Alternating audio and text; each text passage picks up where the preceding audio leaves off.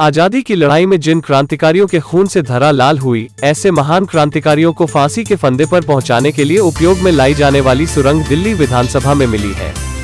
सुरंग की लंबाई लगभग 7 किलोमीटर मानी जा रही है, जो यहां से लाल किला तक जाती है। इतिहास में प्रमाण मिलते हैं कि वर्तमान दिल्ली विधानसभा की इमारत को स्वतंत्रता संग्राम के अंतिम दिनों के वर्षों में अंग्रेजों ने अदालत के रूप में इस्तेमाल किया। इसका समय 1926-27 से लेकर 1947 तक आजादी से पहले तक का माना जा रहा है।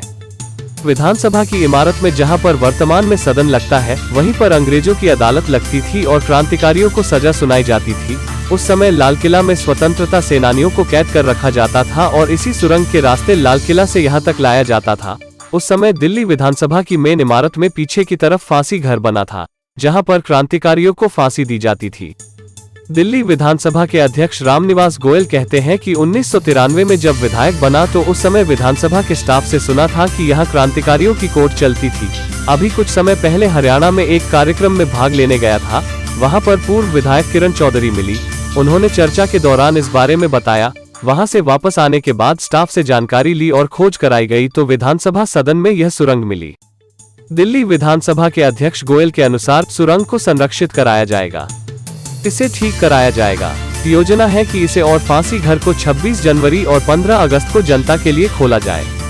अभी फिलहाल 23 मार्च बलिदान दिवस पर इसे विशेष व्यक्तियों और मीडिया के लिए खोला जाएगा। इसी दिन विधानसभा परिषद में शहीद भगत सिंह, राजगुरु और सुखदेव की प्रतिमा लगाई जाएंगी। सुरंग की चौड़ाई और ऊंचाई इतनी है कि कई लोगों एक साथ सीधे खड़े होकर आवागमन कर सकते हैं। सुरंग के अंतिम छोर पर एक गेट मिला है। गेट से पहले एक स्थल मिला है जहां कई लोग एक साथ ठहर सकते हैं। सुरंग पक्की ईंटों की बनी है और ऊपर से प्लास्टर है। विधानसभा की इमारत के बारे में प्रमाण मिलते हैं कि दिल्ली के देश की राजधानी बनने के बाद 1911 से इस इमारत को सेंट्रल लेजिस्लेटिव असेंबली यानी अंग्रेजों ने इस इमारत को अपने संसद भवन के रूप में उपयोग किया। यह इमारत 1926 तक अंग्रेजों की संसद रही।